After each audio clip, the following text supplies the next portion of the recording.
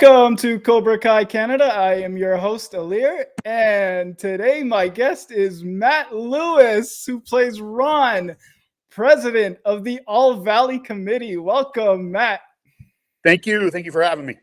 Yeah, man. Pleasure, man. I'm so excited about this interview, and I'm glad you're here. So, Matt, before we start, I have a little small request. You being president of the All Valley Committee. Yes. Do you think in the next meeting, you guys can possibly bring up about bringing the red mats back? I mean, sure. Yeah, why not? I'll put that in the minutes and see what happens.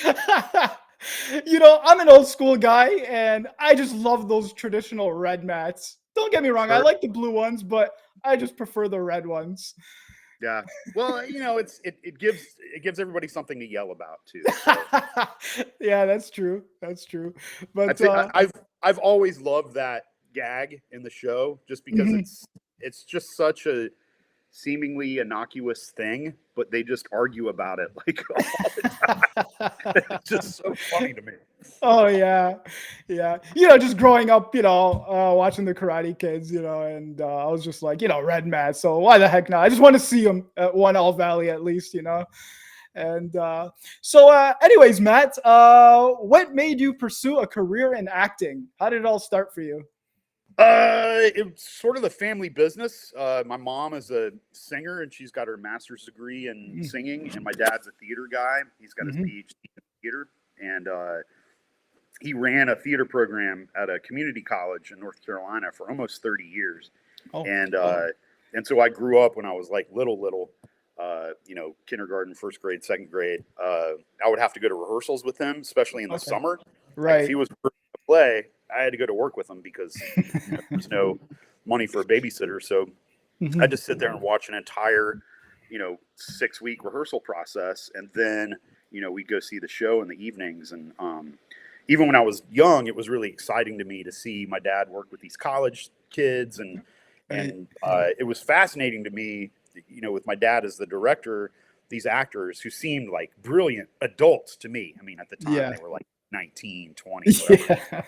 But I was in first grade, so what did I know? But for them for me to watch them in acting classes, watch them, because I had to go to class with my dad too, watch them grow, watch them take things in and process them and then utilize them and have them take notes at rehearsal for my dad and then come back the next day with adjustments that they had made for the next rehearsal. I just thought that was so cool and so amazing. And some of those college kids were just so nice to me. I was kind of like their little mascot. And that's awesome. Fell in love with theater kids and theater programs and just wanted to, there's such a cool social aspect to stuff like that, that I just sort of glommed onto it at an early age. And it's just always been who I am. In my 20s, I tried to quit acting. Oh, really? Dropped out of college. And I sang for a punk rock band called Clocked In. We put out an album called Tied to the Mast. It's on iTunes if you look. I gotta look that up.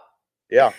So I sang for that, and we toured, and whatever. We played little skate shops and basements and coffee shops. Really cool, bare bones DIY operation that and nothing really ever came of it except for some great memories and an album.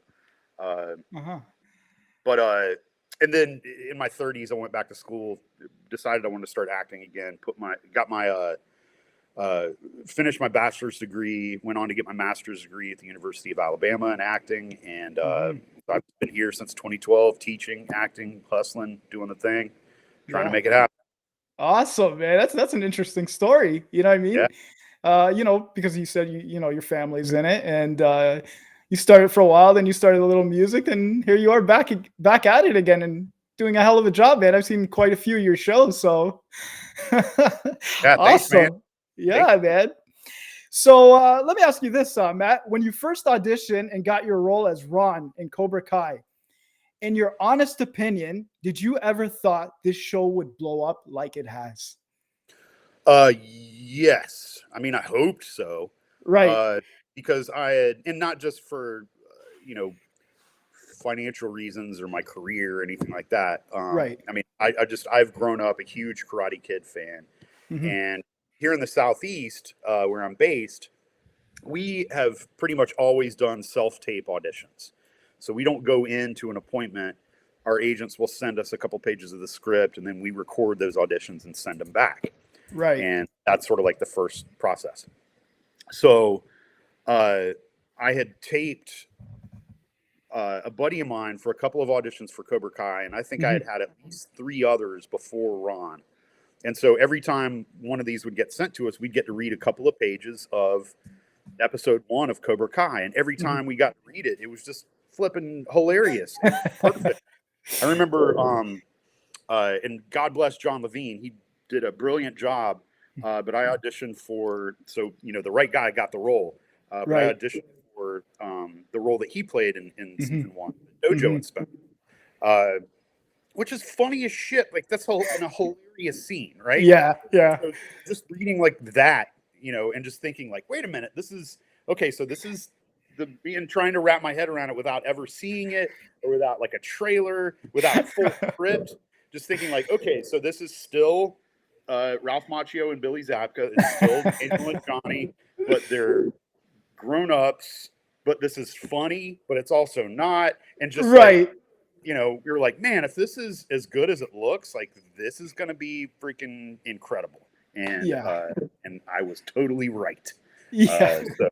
So yeah, I mean, and you know, the fact that like I've been able to be a part of it for this long, and Hmm. you know, they keep bringing me back every once in a while. It's just like one of the biggest honors and joys of my life, because Oh, I bet.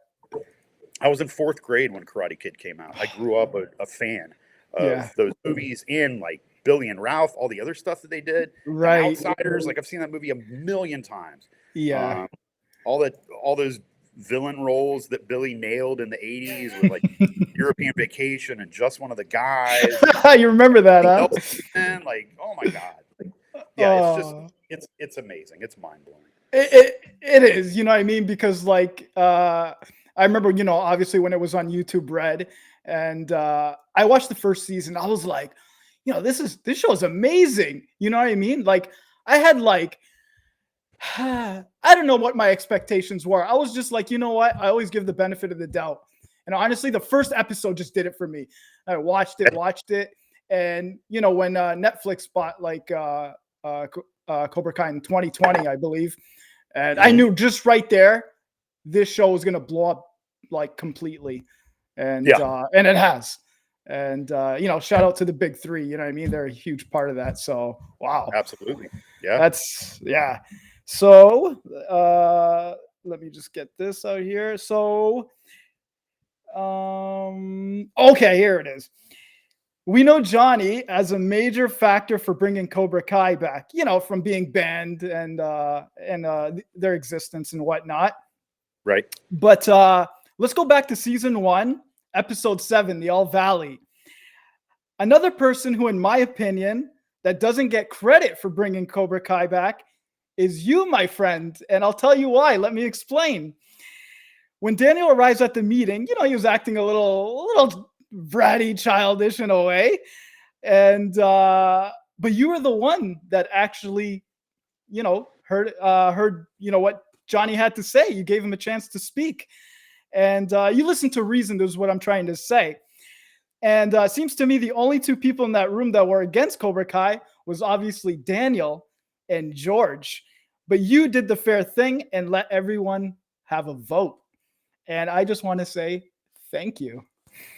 Well, I unleashed hell on Earth, so it's almost like we gave Thanos all all the gems or something, all the stones, uh, all of the things that, you know, if that hadn't happened, then then Kreese wouldn't be back. That's Like, you right. know, all sorts of horrible things Yeah. that we unleashed. Yeah. But yeah, and that was uh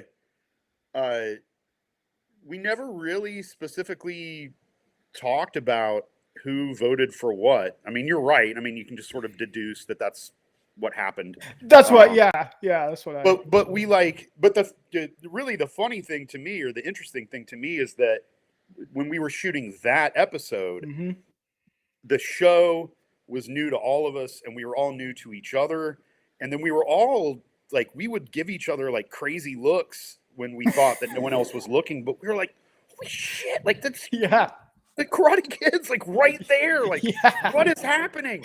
And it was just bizarre, and like, you know, meeting the big three, and we were like, we had never met them. They were new to us too, but like, you know, we knew that they had done like Hot Tub Time Machine and I love that movie. Time movies, and like we had met them during our callback auditions. Yeah, and we had gone back for the final round, so it was just, there were a lot of new things that were happening, and it was really like exciting and elating, but also jarring and nerve-wracking.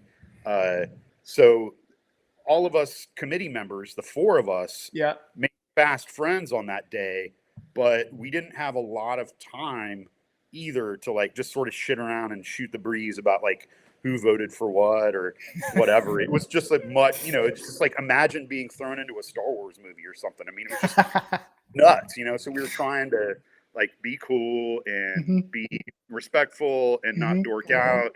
And then also still like be like, hey, Ralph, could I get a picture with you, man? So, you know, in later years, like when we got back together to shoot the stuff in season 4, like we kept up for the years. We're all close friends. We all know each other. So the day on set for shooting 406 was much lighter and much more fun. Not that we didn't have fun shooting 107, but it was just like a whole other. I totally get it. Can of worms there. So yeah, we never really talked about who voted for what, but that's probably pretty much the way it went down. There was also, at least the way I remember it being written in the script, I don't know if this was just sort of cut just because, or because we were running over that day, but from what I remember in the script, there was one other little scene for 107 that we didn't shoot where, or just a little bit of coverage, where after we voted, Daniel comes out and says something to Johnny, like, good luck, you got what you wanted, or whatever, and he sort of walks off. There was something in the script, from what I remember, about, like, seeing us finish the vote. So I think if I recall correctly, you might have seen, like, whose hands were up, who voted no, who voted yes. Wow. I would have loved to know that. But they just, and it looked like that was on the shot list, I think, but that was also years ago. So I don't know, but interesting.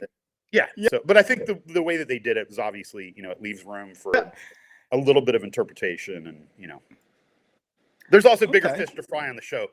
Who needs to spend like 7 hours with us figuring out who voted for what? Like, so let's just get on with the karate. You know what I mean? Yeah, I just remember in that episode, you know, George was like, you know, Daniel's a 2-time champion. He's known him forever. So he was just going to go with what Daniel's pretty much said. And I was just like, So, you know, the odds were against Johnny is what I'm saying. But you listen to, you know, reason. So you were fair is what I'm trying to say. And it was also just really a funny concept that, like, none of us knew what Cobra Kai was or who he was or...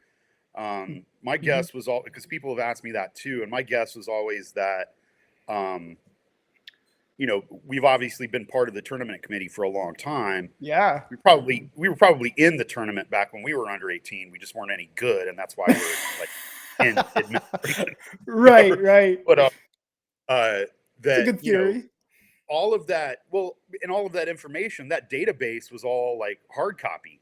Right. And then at some point in time, Ron was probably in charge of transferring that information over to like digital files. And he probably just screwed it up or like didn't do all of it, or was like, close enough, whatever. Who's gonna want to care what happened in 1984 or whatever. So that's why we didn't know. But you know, I don't know, who knows. A funny gag to me. Right. Yeah, it's just bottom line for me is like you know, Ron, as you know, your character is a major factor and contributor to, you know, Cobra Kai's existence. So that's the way I see it. That's just my opinion. So Yeah. so Well, it was funny too, because on that day, we're passing around photographs from the Karate Kid, okay. but we're talking about stuff that's happening in Karate Kid 3, right? Oh, We're referencing Terry Silver. We're referencing these characters from Karate Kid 3. The correct. pictures that we're passing around are from Karate Kid 1, from the wrong tournament. And so I'm sitting there and I'm looking at him, I'm like, this isn't right. I don't think this is right. But it was my first day on set. Like, I'm the new guy. Like, I don't want to say anything. I'm sitting right next to Ralph. And then so we're doing the shot where we're like passing the pictures back and forth, and Ralph has some line about something. But in between takes, Ralph was like, these are the wrong pictures. Why are we passing these pictures of Karate Kid 1? Why are we passing these around? I'm like, I don't know, man. I don't know. And we just sort of let it go because it was like, I don't know. By then it was too late. And, yeah. It was a good scene. I remember that episode, very good. And I just love that scene because Johnny came in with his empty briefcase. Oh, perfect. Yeah. It was great. And it's like his pants were a little short. They were up to his ankles, I believe. And it was just funny. It was a great scene. Suit, the one suit that he found, it's the one that he got married in. It doesn't fit, and yeah. Oh, that's great, man. So let's fast forward to season 4, episode 6. Historic moment. A big scene for you as well. Another big scene. You guys voted in a girls' division and a skills competition that revolutionized the entire show for years to come. Once again, your character, Ron, and the committee, of course, changing things up. Yeah. So true. So, you know what I mean? You guys entered a women's division, skills competition. So you're a big part of that as well. Yeah. Yeah. And I was told, I don't have like a martial arts background in my childhood or anything, but I was told that that's pretty commonplace for a lot of tournaments to have genders separated in divisions. Obviously, I mean, that just makes sense. Like that right. Again, that was like another like hilarious thing to me that like when Gavin has that line where he's like, so wait a minute, you're encouraging boys to hit and punch girls. And like when I read that line, I was like, oh yeah, oh shit. Like we probably shouldn't have just like let Aisha out there to get pummeled by a bunch of dudes. Remember that? Like, girls division. Like it just hadn't even occurred to me. So that, but then also like it's apparently pretty commonplace to have like skills divisions, katas, all that other stuff. So you're which is cool. Like you're giving people opportunities to compete in things where they aren't necessarily like getting punched and kicked in the face. Practicing craft. So I thought that was a neat twist. It was neat that we were able to come back, and I just love the angle of like Ron trying to up the profile of the All Valley and trying to see like what else we can, besides changing the color of the mats, which we did, what else can happen to bring in more butts and seats and to get more people talking about it. There was if you track me on Twitter, my Twitter address is that you're gonna have my Instagram thing posted. Twitter's the same. It's at Matt Lewis Actor. But if you look at my Twitter page, I tweeted out like maybe a month ago or so to the big three. I was like, hey, while we were shooting 406, there was this whiteboard that was on set behind me. And I had this list of stuff that we could do to make the tournament better, but it never made it into the episode. None of us took pictures of it because we were busy. We were working. And I think it was maybe Josh. It was one of the guys, or it was John. Okay. Was like, yeah, I don't have it, but what about you guys? And tweeted out to some other friends on the crew or in production. And one of the guys had a picture of it and posted it. So it's on there. There's a list of like, so it's obviously something that the writers had set decoration put up on the whiteboard.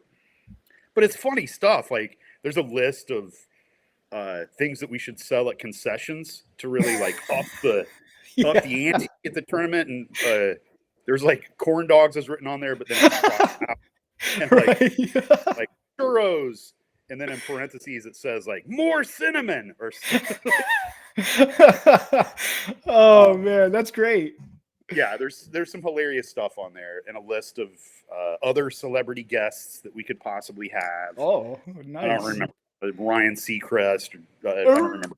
Right, just some random celebrities. Oh, that's awesome. Exactly. All of Yeah. which would be amazing, but Yeah, we yeah. end up with Carrie Underwood because Ron knows her husband.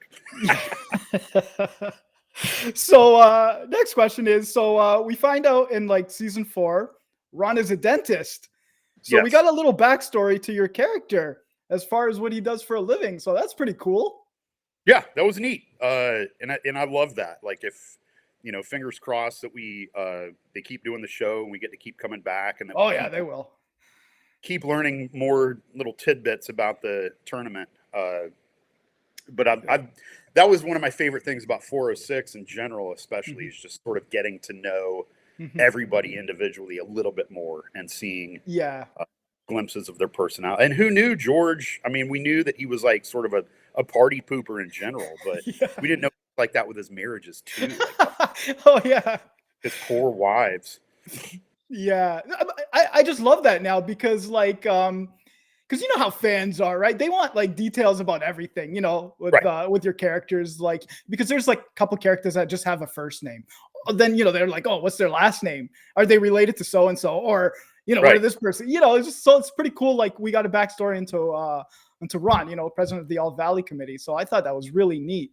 Well, I saw on Reddit that Pawn Shop Guy is actually Tory's dad. So that's another theory. Write that down, lock it in. Oh man, out in season 5. Yeah, well, I remember going back to season 3, everybody thought Rick Perez, who played Roger, was going to be Miguel's dad. So there's so many theories. But let me tell you something, Matt. This is why I like the big 3.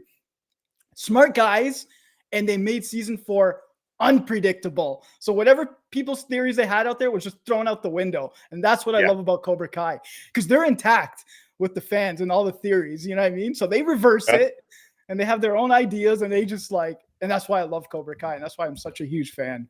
Me too. So, and they're obviously huge fans of the movies, and absolutely, it's so cool that they've created the show. And I also, to your point, I love the fact that sometimes they'll take those internet theories and flip them back in our faces, like in the show. Like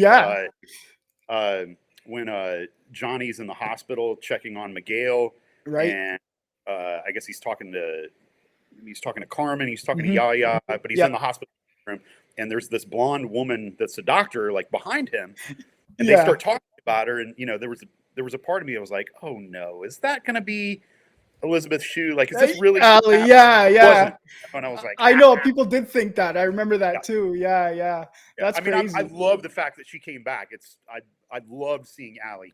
I died when she showed up, but she's I awesome. love that they took that sort of low-hanging fruit fan theory and just sort of said like, nah, this is going to be more fun than that. Trust. That's what I mean. Yeah, that's why I love the big 3. They're so engaged with the fans, and they're everywhere. You know what I mean? And and they shot like season 5 already. So like in my opinion, I'm like, season 6 is coming. They didn't shoot season 5 that fast, for no reason. So we'll see. That's my theory. So, but anything could happen. The only concrete information I have about that is, and it's not really concrete because it's old information. But when I was back for episode 308, I was, that was with Daniel and Amanda, Ralph and Courtney, and so I spent most of my day just hanging out with them, shooting the breeze in between takes. And I had asked Ralph. I was just sitting with him by himself. We were talking about the show. I didn't feel like I was going to bug him, so I asked him about it a little bit, and I was like, hey, so I think the show had moved to Netflix, but it hadn't premiered on Netflix yet, but we knew it was going to be a thing, and so I was like, so let's say we're both correct and season 3 drops on Netflix and it takes over the world and it's amazing. You have carte blanche to do like whatever you want. Like, how long do you guys want this show to go? And he said 5 to 7 seasons, or 6 or 7 seasons at that time. So we have they have wrapped season 5, so we may potentially have 2 more, or less, or more. I don't know. That information is several years old now, but right, it did come from Ralph Macchio's mouth, for whatever that's worth. So. Yeah. The way I see it is, like, I know I'm getting way ahead of myself. If there is like future like All Valley tournaments, which I think there will be, I'll explain why later. I want to hear "Best of the Best." You're the best around. Sorry, by Joe Esposito. We will. Like, that's. I know they're saving that for like probably a season finale or something. Because like, how can you not have Cobra Kai without that song? Like, it's just right. It's pending. It's got to like. It's funny because like when they brought in Carrie Underwood, I actually thought at that All Valley they were going to bring like maybe like an 80s rock band or something from the 80s. Well, kind of did, but like the song, but like just the 80s rock band in general. That's what I thought, right? And I was actually thinking You're the Best Around was going to play in that as well. So, but yeah, it's happened. But we got close, dude. Like the Carrie Underwood song is about as close as you can get to You're the Best Around without it being You're the Best Around. So that's right. Yeah, you're right. Also, like, you got to think about it. You got to look at the track list for the original soundtrack of that album. Like, yeah, we've heard quite a few of those songs already. We have. So every season we're getting 1 or 2. Yeah, it's imminent. It's gonna happen. I think so too. It does. It's gonna be majestic. I have all the faith in the world. Like I said, I think it's going to be like one of those like the season finales, whatever you want to call it, and that it's going to be played at the right time at the right moment. And it's going to be one of those things where if you're standing on your porch at the right time, you're going to hear the whole world go, "Holy shit!" Exactly. Yeah. So next question is, let me ask you this: how did Ron get Carrie Underwood to perform at the All Valley tournament? Well, because he knew her husband. So that's pretty much, that's pretty much maxillary incisor. Yeah, that's true. And I think I don't remember. I think I may have mispronounced maxillary. I think it's maxillary. I think. It's one of those things, like, it kept me up at night for a while, and then just thinking about it, and no one said anything, so I was like, well, maybe I got it out, so whatever. Yeah. And Ron's a dummy anyway, so maybe he just doesn't say it right. I don't know. But yeah, I mean, again, it's it's one of those things where like it's fun to play that character, and it's fun to see what the writers do for all of us. But at the end of the day, like, I'm just a dork named Matt that gets to show up and be on the show and say words and hang out with my childhood idols. So whatever they decide for me, I'm like, oh, okay, cool, that works. So I know that in real life, Carrie Underwood had fallen in love with the show. Yeah, that's what I heard too. Yeah, tweeting about it in season 3, and so I guess they reached out. And yeah, I also saw the Big 3 in some other interview, and they were talking about how like they do have a list of celebrities that would like to be on the show that they've talked to. And I think Kim Fields was another one of those actors that was like, hey, I'm a super fan, get me on there. And they were like, yes, Tootie, of course you can be on the show. Like, why not? Yeah. It's funny you bring that up because actually one person I would love to see make an appearance is he's a good buddy of mine. I actually interviewed him, is Darryl Vidal. Remember him from the first Karate Kid? Yeah, absolutely. I'm waiting for him to hopefully make an appearance. I'd love to see him back there. Whether how they bring him in, I don't know. But he was involved with the Locust dojo, so that'd be interesting to see. And now like the big rumors, Mike Barnes, Sean Kanan, who I interviewed as well, nice. Good buddy of mine. We still like text back and forth. Great guy, and nice. So it's funny because like. I've said this on many interviews, is like I know the Big 3, they're not dumb, they're smart. So like just because everybody's throwing, oh, Mike Barnes is coming in to help Terry Silver, I'm just like, wait a minute. I always tell people, I'm like, listen, you could have an old Vietnam vet buddy, new character coming in that we never heard of, or what I mean. So it's like they're not going to make it that predictable, is what I'm saying. Right. Like, is Mike Barnes going to come? Of course. I mean, that's yes. Yeah, you know what I mean. Obviously. but you know, if somebody had asked me about like before Kreese showed up, if somebody had asked me like if John Kreese is going to be on the show, Right. of course he's going to be on the show. Like, why wouldn't he be? Right. But Right. you know, there's Yeah. a proper time and place for That's what I everything. mean. Yeah. Yeah. We shall see. Yeah. You never know. But like, And yeah, big. they do such a great job of you know, making us look at the right hand and then the left hand punches us in the nose, like, uh, Mhm. and giving us the the the the big presents that we want, like Right. Creed or Terry Silver or Right.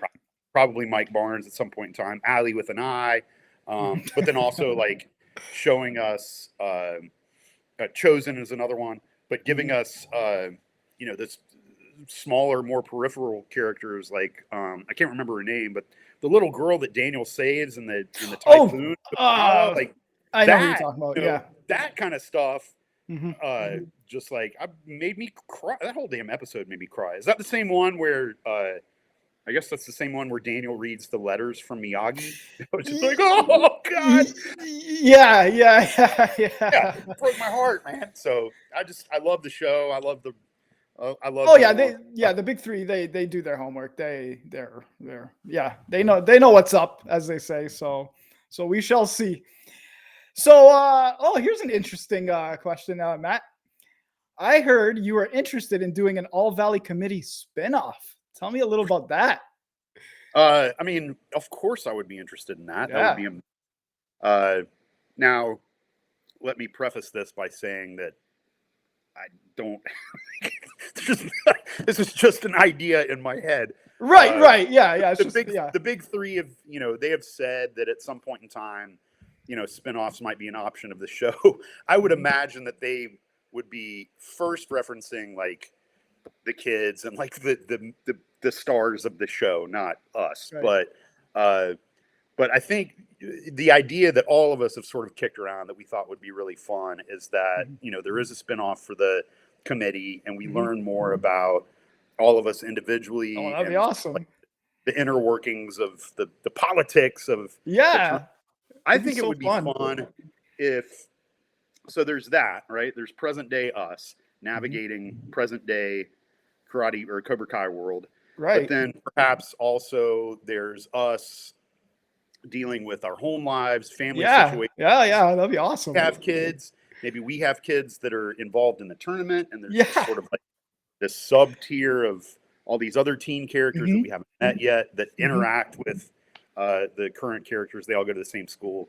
Yeah. But then also, perhaps there's younger versions, there's under 18 versions of us that are Mhm. in the mid 80s tournament. And Okay. so we're meeting younger versions of all those, you know, like the back Right. of Russo's head shows up in scenes. And, you know, we're just sort of like there, but not there at the same time. So I don't know. Yeah. That That's the idea. that would be really cool because like you know it's funny. Something just popped in my head. Now there was I don't know if you remember this show. It was just like a few years ago. It was called Vice Principals. This is probably the worst example, but like, do you remember that show called Vice Principals? I think it was Yeah, like on yeah, yeah. HBO or something. They shot it actually in South Carolina, which is pretty close to here. So they cast in all of those Danny McBride shows, Eastbound and McBride, Down, yeah, he Vice was in it. Principals. Okay.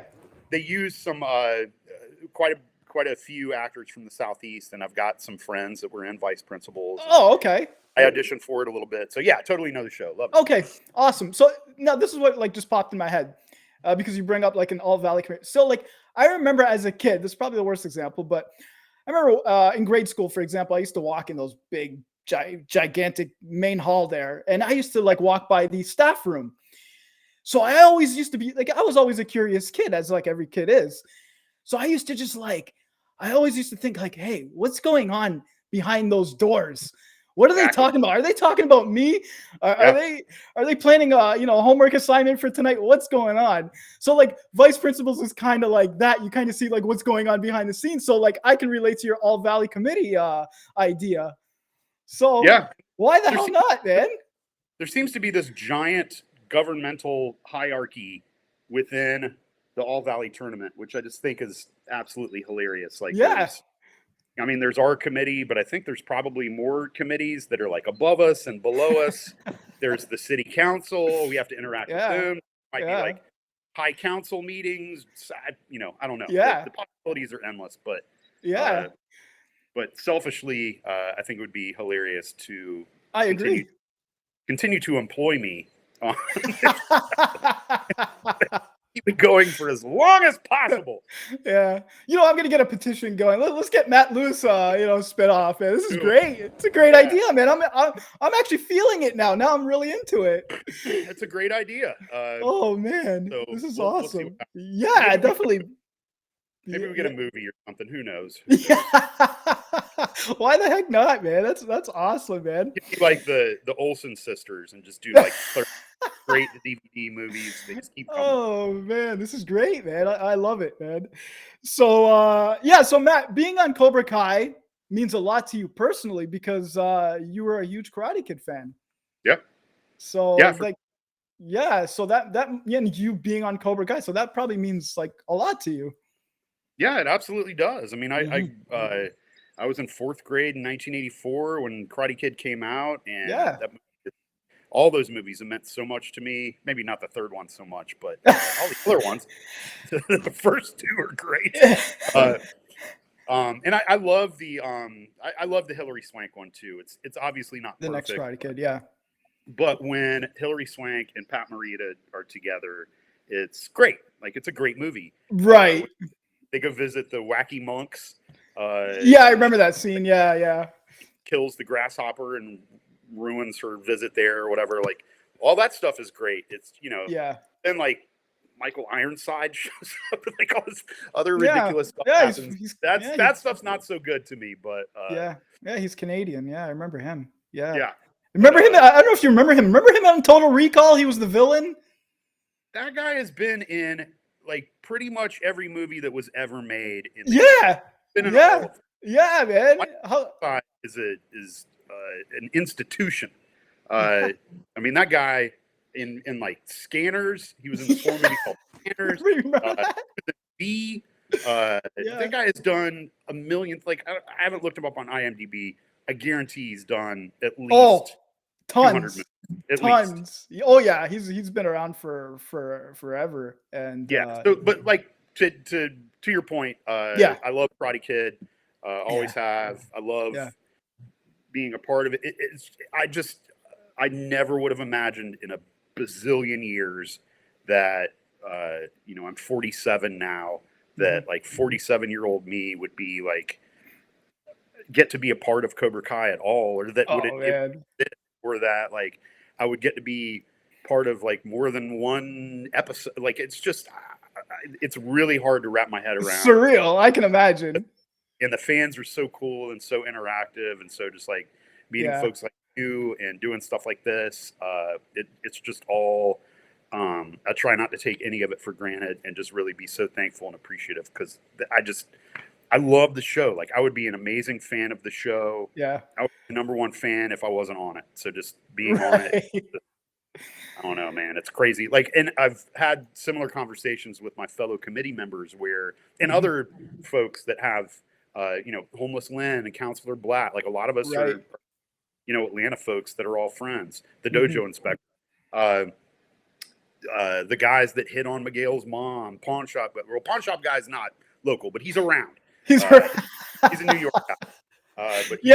He's like New York or New Jersey or something, right? Yeah, but media guys, like we're all sort of intertwined. Yeah, we are all just stunned that we get to be part of. That's awesome. I love what you said, man, because like that's what I respect about you guys. Even though you guys are on the show, you guys are fans of like the movies as well, and obviously the show, and that's why fans like myself connect with you guys. You guys love it, we love it, and that's what makes it so unique. I've said this so many times. Like Cobra Kai fans are so unique, and as well as like actors and actresses that are on the show because you guys connect with the fans, which other shows do, but they don't as much as you guys do. And and the big three too, they're engaged with the fans too. They come on podcasts and you know what I mean, any questions you have, they'll be glad to answer, and it's so much fun, man. That's what I love about it. And Yeah, I really think that the big three, at least for me and the folks that I know, the big mhm. three really set the bar right at the beginning about how cool it can be to be interactive with the fans. Um, and for them, like this is something that it's something that they don't have to do. Like that's That's what the I thing mean. that just stuns me over and over again. And That's what I the mean. Yeah. stars of the show too. Yeah. They don't have to be as interactive as they are. They Mhm. don't have to do all these cons. Yeah. And it's they make some money doing them, obviously, but it's also like time away from their family, and Mhm. there's travel involved. Sometimes they're Oh going yeah. overseas. Mhm. Like it's work, but Yeah. it's work Yeah. that they do for us because they love us. And Mhm. for the big three to be so cool and so interactive on social media right off the bat just led Yeah. me to realize, like, oh well, I should follow their lead and do the same thing, and so I have. But it's because of their uh, their model of behavior and their leadership, um, and just in general, like even on set, like they're the Mhm. nicest folks, Yeah. just above and beyond kind. Like there are other shows that I've worked on, big shows, big Right. movies, like Right. famous people, famous directors that have done Mhm. huge things, Yeah. and sometimes they're really cool, and sometimes they're just maybe not as friendly as they could be, but we're working, so Right. it's a job, and Yeah. I've clocked in, and I'm there to do what I'm asked to do. So Mhm. they don't have to be my damn buddy, Yeah. uh, but the big three are just constantly like chatting with us. They always make sure and say hi. When Yeah. we 107, John came up to us during our dinner break. We were sitting together because Mhm. we knew each other. Came up to us during our dinner break and complimented all of us on our auditions and in our Oh, work that's that great. day, That's and how excited he professionalism was right to there. have Yeah. us. Yeah, and he was like, "Man, we wrote this uh, this committee scene because we had to figure out a way to justify Cobra Kai being back in the tournament. But what you guys are Yeah. doing with all this stuff is we didn't imagine that it was going to be like this good and this Mhm. interesting and this funny. So thanks and good job." And they've continued to reinforce that, which just makes us feel welcome and great.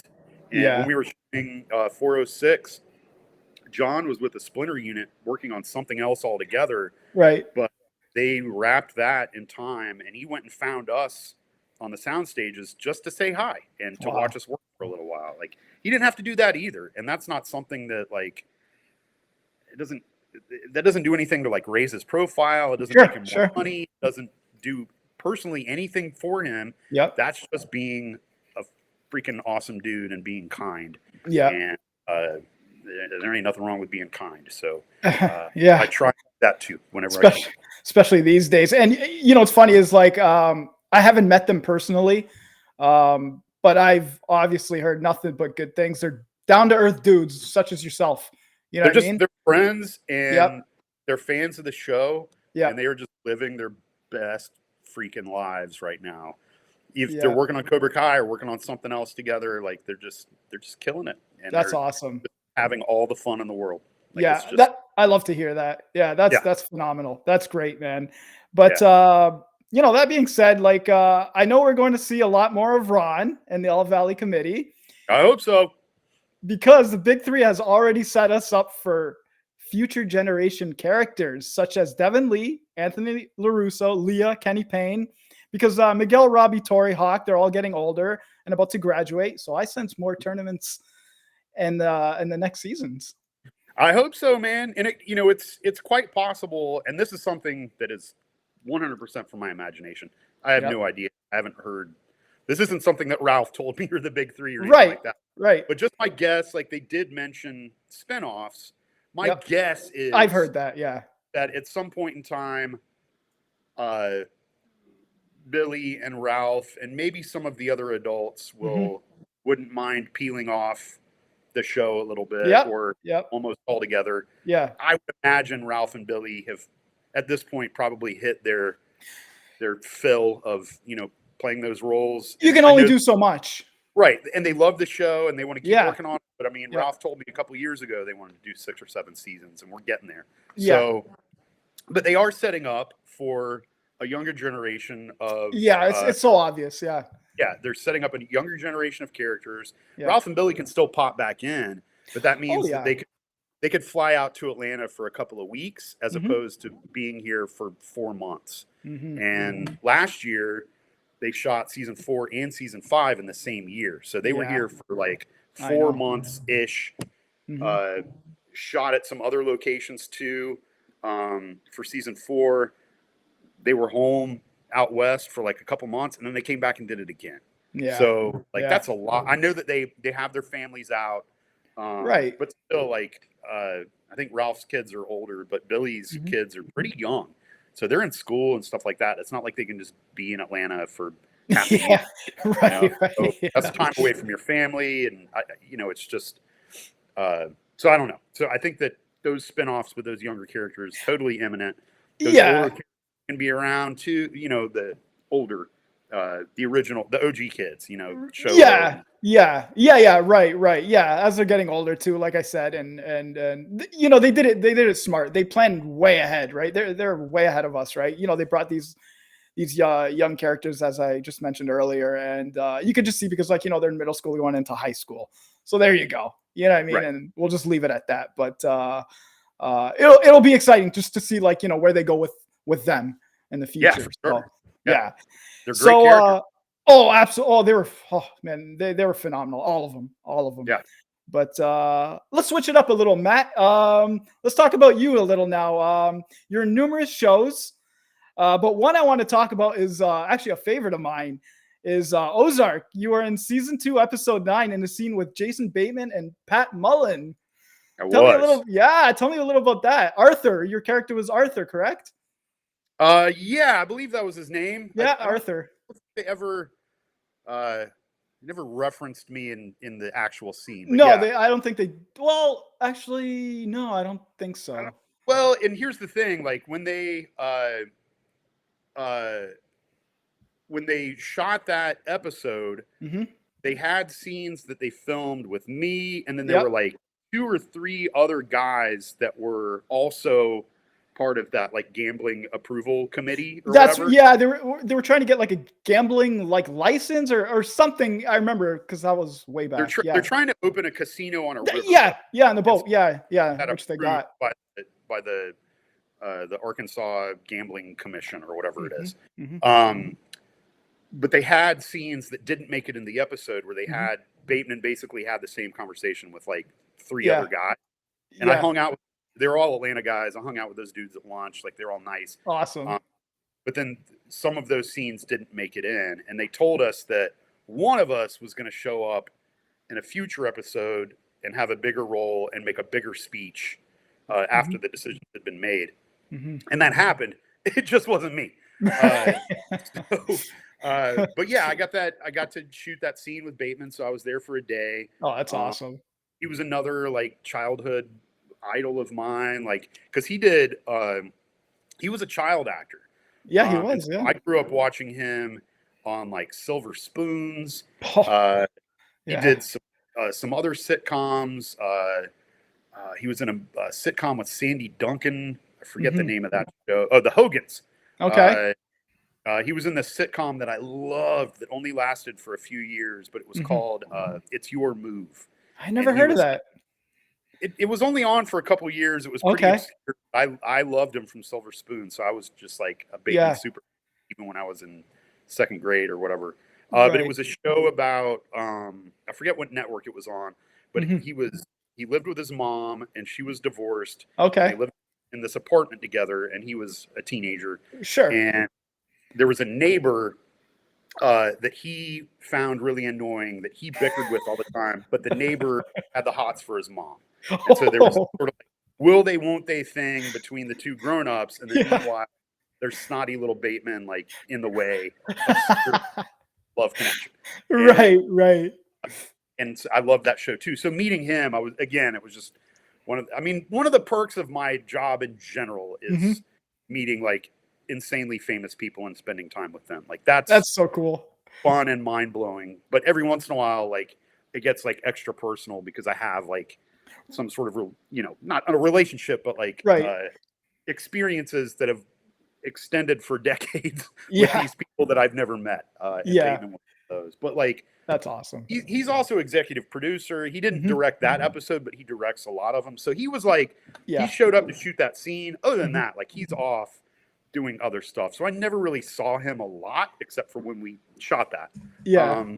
But I did spend a ton of time with Peter Mullen and Laura Linney and a couple other folks on the show. Yeah. And they were all just as sweet as can be. Peter Mullen, you know, this guy's been in Braveheart. Like, he's been. Oh, yeah. He's been around, man. Ozark. He's been in a bazillion things. Oh, and he, when I showed up at the crack of dawn to report to set, you know, settled into your trailer. Someone might ask you if you want some coffee or some breakfast or whatever. And then, you know, pretty soon they'll send you into hair and makeup and wardrobe. And then at some point in time, you'll go to set. Right. And so I was in hair and makeup, and they're like, you know, putting stuff on my head to keep it from being hair and makeup does not take me that long because I don't have any. But a lot of times when you show up, you're in a trailer, and often, not always, but often they'll have the actors that are just in for the day sort of over on one side of the trailer, and the stars will be over sort of on their end. And a lot of times they'll stagger our schedule so we're not like all in there at once. So when Laura Linney has the makeup trailer, there may not be anybody else in there, and if there is, it's one of the other stars. Yeah. But they're not just like chucking her in there with 5 day players that may or may not be annoying.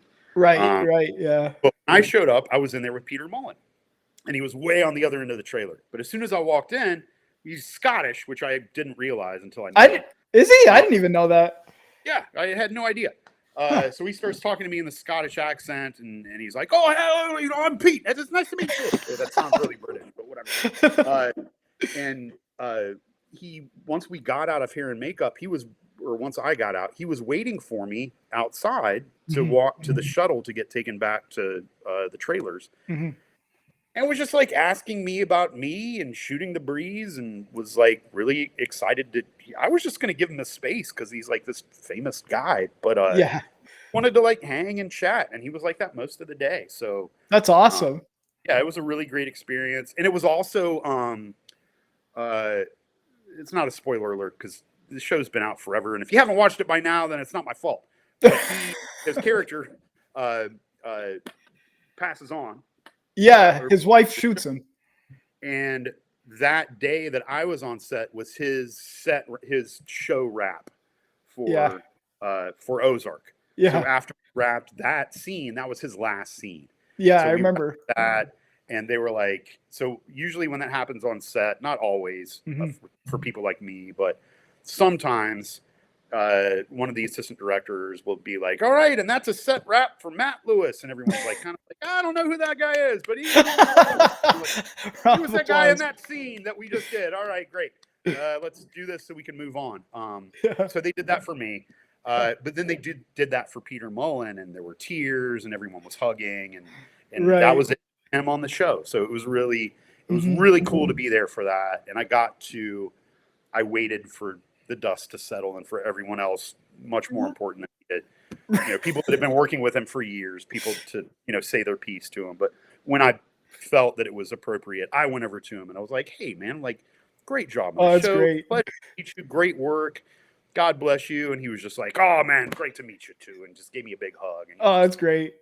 Oh man, that's awesome. So yeah, you had a great time on Ozark too, and a great experience, man. And usually that's one of the things that I love about this this profession that I get to be a part of, is that not always, but usually it's a pretty freaking awesome experience. Everyone's at work trying to have fun.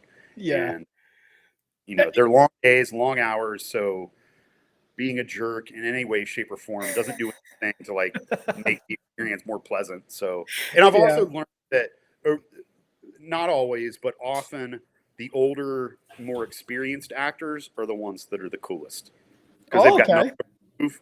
They've been around forever. Ralph Macchio has nothing to prove to me, right? The only thing that he has to prove is that I could walk away and either say, "Man, Ralph Macchio is awesome," or I could say the opposite.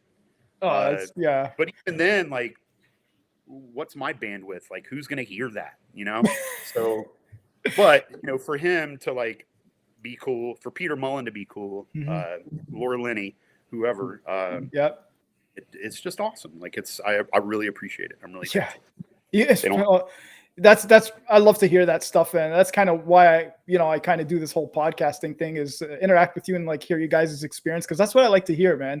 And it's more like a behind the scenes for me as well, right? Because like what I mean, like I love Ozark. I just obviously I don't know what goes behind the scenes because I'm not there. I'm not an actor, so like hearing it from you and you telling me such and such is a great person, and that puts a smile on my face, because I'm watching him on TV on the screen, and I'm just like, man, this person seems like a really cool dude, and you're telling me he is. So that makes if you're a fan of the show, here's a fun little behind the scenes story. The day that I was there, I was shooting the breeze with somebody on the crew. I don't remember who. It was probably somebody that I knew, because quite often, all of the guys that are working on the crews in Atlanta bounce around from show to show. Right. And so it's not uncommon for me to show up for some gig and just know somebody because I worked with them on something else. Right. And sort of look at each other like, I know you too. What do we work on? I have no idea, but good to see you again. And so I was shooting the breeze with somebody, and they were telling me about the scene where, that rich dude, that big, bulky, redheaded guy that is hosting that party. Yeah. He has a boat, right? And there's a scene where they set it on fire. Yeah. And when we were that part of the year when we were filming that scene, it was really, really cold. Right. And so when they're filming the scene of burning this boat, there's the characters are pouring gasoline all over this wooden boat to set it on fire. And so they were doing that, and it was so cold that the water was freezing. Oh. And obviously they can't use real gasoline, which would not freeze at that temperature point. That would also be really bad. Yeah, I would hope they didn't. Apparently they went out and bought a bunch of really cheap vodka and used that because it wouldn't freeze like the water was. So they're out there dumping vodka all over this boat that they've rented. It's a real boat. So they've got to like clean it afterwards. Oh yeah. Pour gasoline or pour vodka all over it. It was this whole day thing. It was dangerous. People were falling off the boat. There's ice. There's people getting hurt. And eventually, when you finally see the boat burning in the show, it's happening like in the background, like really, really, really far away. Right. You barely in the shot. But that was like apparently just a full day of hell on earth. Oh man, like, I can imagine. Terrible temperatures, ice, twisted ankles. Mud. You name it. Yeah. Oh exactly. Man, that's great, man. But just the fact that you got to be on Ozark, what a great show, because now they're on their season finale. Because there's two parts of the season finale, so they're on the second part. April 29, I believe, is the release date for that. So I'm looking forward to that. And yeah, me too. I haven't started part 1 yet because I want to. It's awesome. It's awesome. Cool. Yeah, I'm holding off so I can watch it all. I don't want to wait. Yeah, I love the Ruth character. She's man, she's something else, man. She's definitely got to get an Emmy or award or something, man, because that girl's just. Surely she has already, right? Jeez, I don't know. I gotta look up if she hasn't. That's a crime in itself, man. Jeez. Well, we could put her right there with Billy Zabka. Absolutely, man. Billy for sure. Billy, long overdue, man. Definitely, man. So I know you're a huge sports fan. Atlanta United soccer fan. Yeah. That's funny because I'm a Toronto FC fan. I'm obviously, as you know, I'm from Toronto. So yeah, we got. You know what? Go ahead. I was just gonna say, like our Atlanta United is a relatively new team. Yeah, you guys are new for. Yeah, I know that. Soccer is relatively new in general. Yeah. Relatively speaking, it's been around for decades. But the MLS in general. Yeah. Yeah, but when Atlanta United, when it was announced that we were going to have a team, we got the option of, they hadn't built the Mercedes-Benz Stadium yet. Yeah. But we knew that it was coming, and we had the option of buying season tickets, and you could become a founding member of season ticket holders, and you could just pay a $50 deposit Okay. and get first rights to buy season Cool. tickets once those happen. Okay. And the season tickets are really affordable. They are. Even here for So, Toronto FC, they are. yeah. Yeah.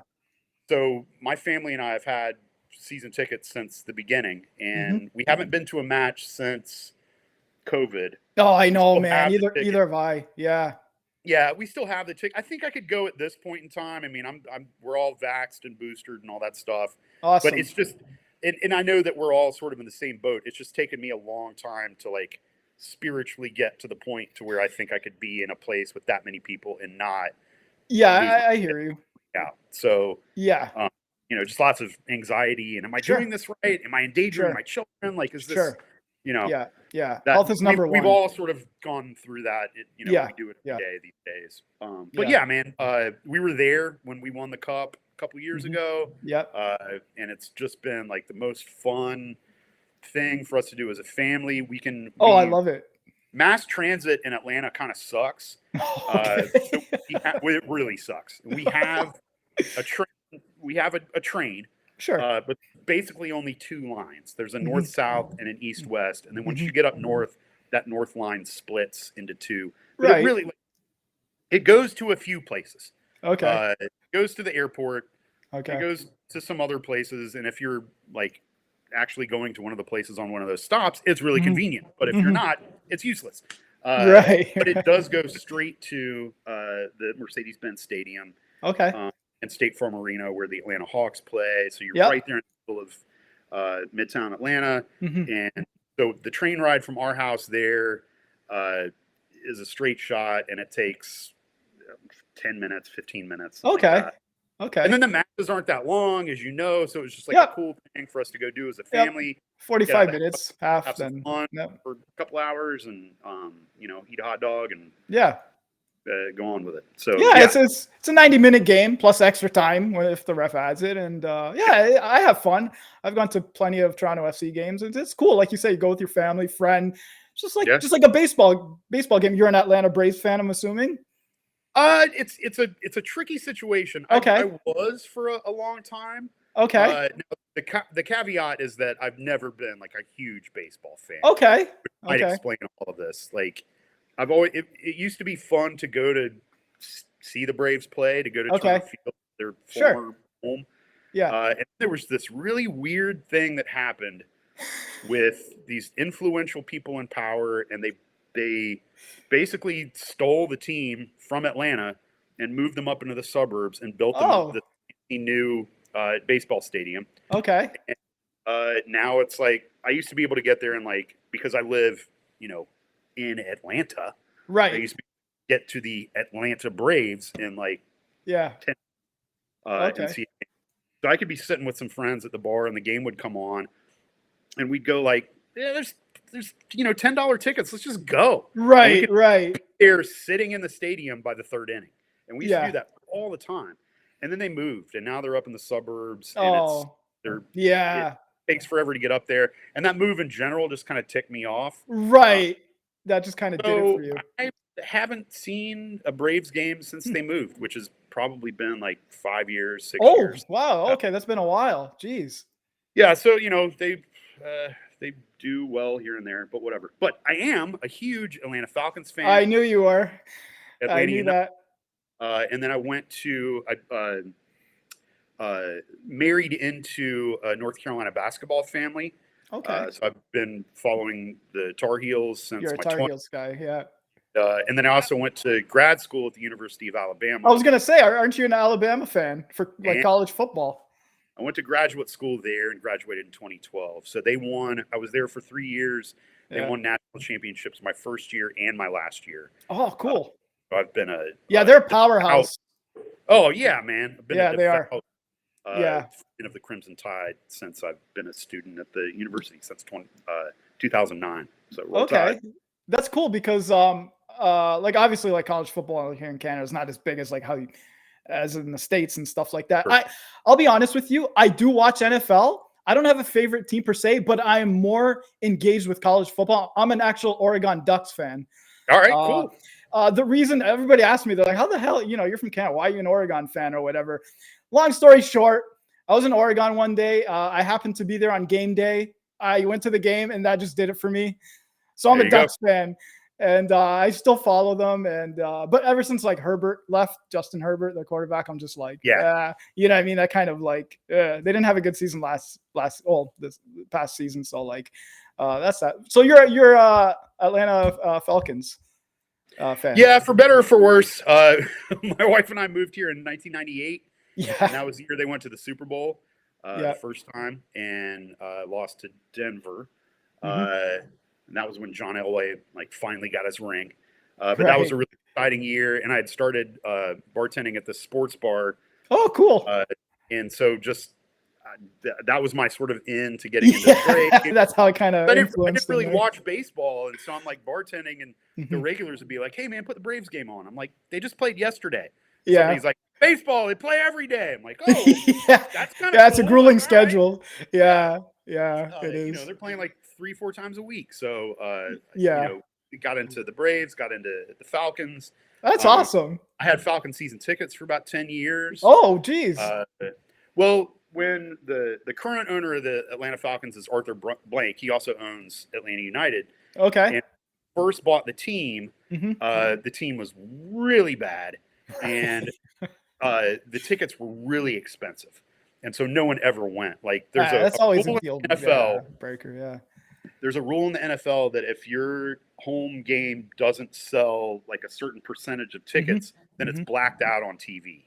You can't Oh, watch it in the home market. So okay. the incentive is that if your team isn't selling out, then you need to get your ass to the stadium and buy a Right. ticket. We're not going to show TV if you're not showing up. Interesting. So no one ever went. Those games were always blacked out. So like you couldn't see the Falcons in Atlanta. Uh, Right. I even knew people at that bar that I worked at that would drive out of the television market so they could just see the game because Oh, tickets geez. were so expensive you couldn't go. Yeah. Like, who's going Yeah. to spend $500 to watch the Falcons suck? Uh, so when Arthur Blank bought the team, he started selling season tickets in the third level, the upper level of the stadium, Okay. for $105 for the seat. So a buddy of mine and I had tickets for 10 years, and the price went up. I think by the time we let him go, it had As gone up everything else does. Yeah. $300. Jeez. Yeah, that's But insanity. yeah, but still, I mean, so we had season tickets for quite a long time, and I've Wow. been Yeah. ride or die with the Falcons since '98. Mostly die, but there's been some ride. But yeah, Right. Yeah, you got to stick with your team thick and thin. You know what I yeah, mean? yeah. Yeah. Like, I'm a Blue Jays fan. And last time, we won a World Series was in 92, 93, back to back. 92, it was against your Atlanta Braves.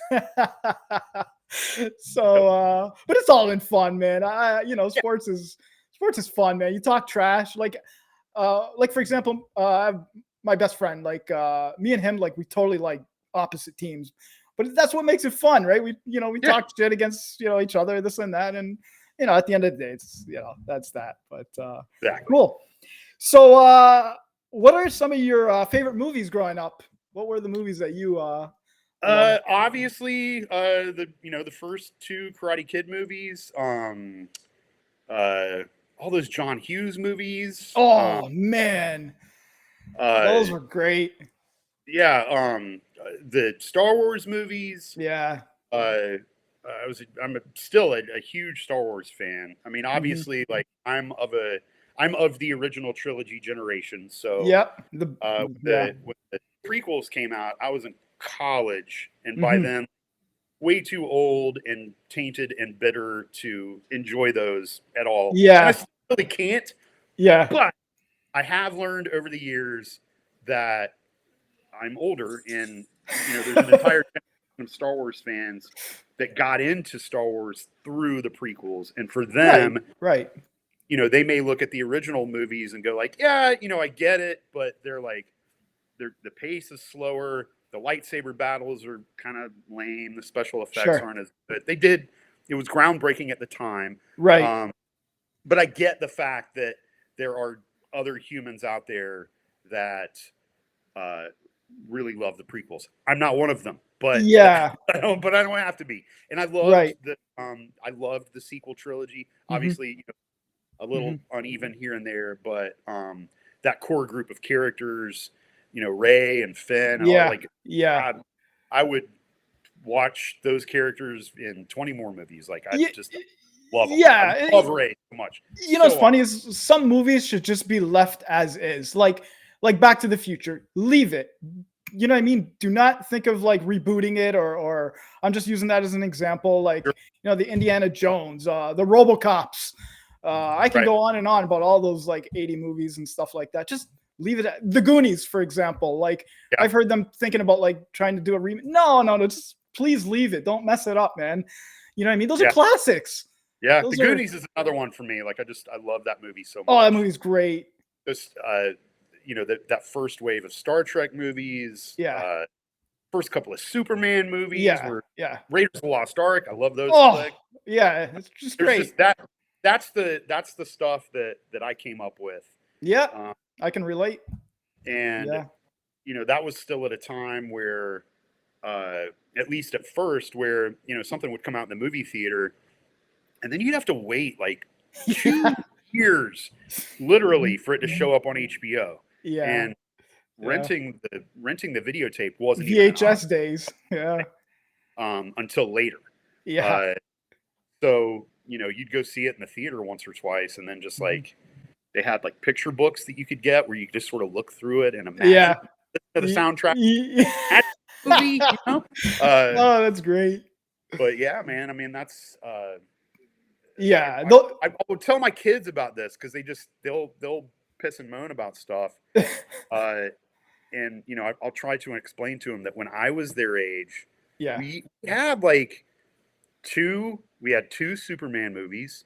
Right. As far as superhero movies, like I think that was it. Like, I mean, and then the third Superman movie wasn't even any good. Yeah. The fourth one was even worse. And they had like Batman '89, Michael Keaton Batman. Yes, that was a little later. But even then, like it was still pretty sparse until you know, Marvel started like cranking out all these amazing movies. Like now it's just and TV shows and everything. Yeah, it's crazy. Yeah. It's funny because like even I always like argue with people just for fun. Like, you know, I don't take it like personal or anything, but I'm like, Michael Keaton, to me, he's always going to be Batman. That's my Batman. That's what I grew up with. That's the Batman I love. I always had a hard time. I have the same thing with Hugh Jackman as Wolverine. Like, okay. Yeah, but I'm sort of like, you know, it's like, I know, like to me, Michael Keaton is Mr. Mom. So and Beetlejuice. Don't forget Beetlejuice.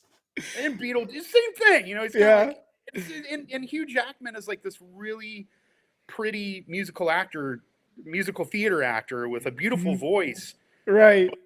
And I was like, Wolverine. I want Jack Black with a hangover. He's Wolverine, right? That's what I want. Just shove him into that suit, put him in the gym for like a day or two, and then that's it. You know, he's just Wolverine is just like a big barrel of monster. You know? Yeah. You know, and so but Michael Keaton, it's a good flick. I really loved the Christopher Nolan Batman movies. I loved. Okay. Great. Yeah. So I think they sort of I think Christian Bale sort of took the mantle from me. But you going old school, like I totally feel it. I got you. Just because, you know, that's what I grew up with, and I love that the Batmobile in '89. Yeah, it's a good Batmobile for sure. Oh, it was awesome, man. And Jack Nicholson is the Joker. Like he killed it. He was awesome in it. Like I don't think anybody could have pulled that off like he did for the Joker in that time for like you know 80. You know what I mean? Like for sure. I just thought, you know, I mean, going back, remember him in The Shining? Like he was just made for that part. That movie's great. I still watch it. Oh it's yeah, man. Phenomenal, man. But that's awesome. Horror movies is another thing I came up with. I love horror movies. All those old ones, Nightmare on Elm Street, man. Halloween, the original Halloween, yeah. Oh, those were great, man. Even the Friday the 13th, those were. Well, even the bad ones are fun, you know. How about Child's Play? Were you a fan of Child's Play? I watched Child's Play. Yes, I enjoyed it. I don't know if it was like, I don't know if it would be in like my top 5, but definitely like fun. I've seen it a bunch. I just got a kick out of like Chucky when he used to like cuss and stuff like that. I was just like, I used to die laughing and stuff like that. But I like Child's Play 2. That was, I don't know why. I like that Well, one. and there was that, there was a toy at the time called My Buddy. And there were like, I remember that. It looked like there were all Chucky. these advertisements for it like all the time. Then Yeah. Child's Play, it was like, that was the joke, you know, it's like, Yeah. that creepy thing will actually try and kill you, like that, or Teddy Ruxpin. Teddy Ruxpin. Oh my God. You know what's funny, Matt? I heard if you own a Teddy Ruxpin, like sealed and everything, it's worth like thousands or something. Is that true? I wouldn't doubt it. Something like that. There was a period of time where it was like the Christmas present that parents were stabbing each other. Like that. Pound puppies. I don't remember some of those other 80s ones, but it seemed like like a thing that everybody had to have. You know? Yeah. It's funny because I can imagine the young viewers tuning in. They're probably like, what the hell are these guys talking about? Teddy Ruxpin, you know what I mean? Oh, that's great, man. But last questions, Matt, I don't want to take too much of your time. Sure. What is your favorite type of role to play? And a role maybe you haven't played yet, but you kind of want to? Oh, man. I get asked that question a lot, and it's really difficult for me to answer because the way that, and maybe this is like the theater actor in me, but the way that I've always sort of been trained and the way that if I'm teaching younger, is what I pass on to them is that the best thing that you've ever done is always going to be the next thing. Okay. So, you know, for me to like breeze in to a show like Ozark for a day, you know, it's nice for me to like meet some of those folks and be a part of a show that I love and respect. But at the end of the day, like I just sort of look at it and go like, yeah, that was a cool day. That was fun. I got to meet Penny, like and Peter Mullen. Like that was exciting. For sure. But it's not something that it's not something that's been like an integral part of my life for years. But like, even being on Cobra Kai, like I've been back probably half a dozen times now, including days where they thought I was going to work and I didn't or whatever. So that's a project that means more to me. Okay. So if you're in a play, that's something where you make this like chosen family, this immediate family for months of hard work, of long hours. And then it's very similar to being on a sports team. You know, you take that field together and it's just y'all. Like you're out there on your own. And if somebody screws up, then the rest of your team has to be there to help you pick up the pieces. And you know, the chain is as strong as its weakest link and you move forward together. So when that play ends or when that project ends, it's really hard sometimes because it could be something that meant a lot to you and to everybody else and to that group of people that you got to spend so much time with for a couple of months. Yeah. But once that gig's over, it's over. You done, could do that play again in a year. You could remount it. You could do the same play, same actors, same directors, same theater. It's still not going to be the same because you're different people a couple of years. So it's just lightning in a bottle, and it's never, ever, ever, ever going to be the same. You can never go back and recapture the most joyous moments of your senior year of high school. Like it's just it's impossible. You get those people together, you could meet at the school. It's not possible. So the best thing that you've ever done is the next thing. So you just sort of appreciate things as they're happening, knowing that it's all temporary. And, you know, you keep in touch with folks if and when you can, and you just keep trucking and you keep hustling and you keep moving on to that next thing. So I'm excited. I'm thankful for things that I've been able to do, and I'm excited about things that are coming in the future. And I'm here and I'm ready for it. And that's like, awesome. Yeah. That's the mindset that I have to have. Otherwise, I could go insane because it's really hard. And there's a lot of rejection and a lot of self-doubt and a lot of days where, you know, it doesn't seem like it's worth it. So, you know, you just got to make the best out of everything, every day, every second, thankful for things that happen when they happen and be excited about what happen coming up. Yeah, well put. Absolutely. And last question now, is there like any projects you're working on that you could maybe tell us or let us know about? Or there's a couple of movies that I got to work on near the end of 2021. Okay. movies work a little slower in general than TV, so I don't Right. know, but my guess is neither one of these will come out until probably 2023. Oh, But okay. it might be this year. I don't know. Okay. Yeah, last it's not in your hands. Yeah. Right. And like I said, it just, that world just moves slower. A lot of times they may have the funding to shoot the film, but they don't have a distribution deal yet. Okay. So there are times where a film will be done and wrapped and in the can, but then it has to spend a year doing the festival circuit to hopefully get a distro deal, which will then get it slated into the next year of studio production or politics. Whatever. Yeah, so it just takes some time. Yeah. But I worked on a movie called Brothers with Peter Dinklage and Josh Brolin and Brendan Fraser. Oh, wow. Goonies guy. Yeah. I got to work on that movie. The plot is still under wraps on IMDb. Cool. Not really going to go into too much more detail about that, but that's really cool. Had a really funny scene in that movie. Yeah, I'm looking forward to that. The Battle of Bushy Run, which is a historical drama, and I got to play Benjamin Franklin. Oh, wow. Yeah, so hopefully that makes the cut. That was also a fun scene. And both of those are coming up at some point in time in the future. I don't know. But Brothers and the Battle of Bushy Run. Interesting. I'm definitely going to I look forward to that when it comes out. I definitely got to check that out. Yeah, me too. So Matt, I just heard this just maybe like a few minutes ago, but I heard it's your birthday.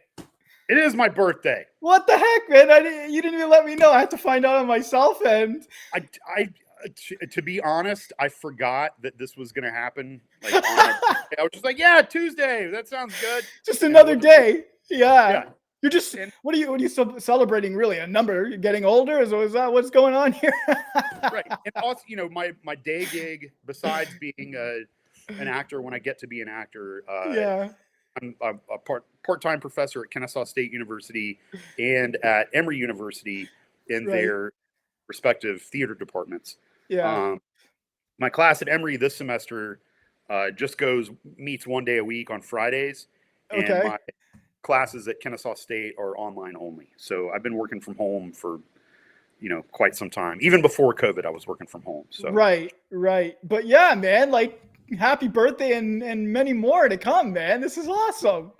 I'm actually interviewing you on your birthday, man. I wish I could have like pulled out like a birthday cake or something. Maybe I could blow it from here or something. I don't know. This is gift enough. This is awesome, man. Now I feel like so like blessed to interview you on your birthday, man. This is great.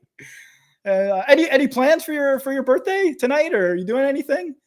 I think we've gone back into oyster season here in the States, so I think that we might go out and get some oysters. Awesome. That sounds like fun. Well, I'm the only one in my family that actually likes oysters, so I eat them. We go to a seafood joint, and then everyone else, my kids watch me slurp down dozens of oysters. That's great. Watch Dad eat the oysters. There you go. Doesn't get any better than that, man. Right. But Matt, man, this was actually, I had a lot of fun, and when season 5 comes out, I hope you can come back for another interview, man. This was awesome. Yeah, man, anytime. My pleasure. Man, great, man. And once again, thank you for coming, and happy birthday, man. I hope to see you here again for another interview. Yeah, thank you so much. Thanks for having me. Awesome, man. And so that concludes my show for today, and everybody, have a good day. Peace.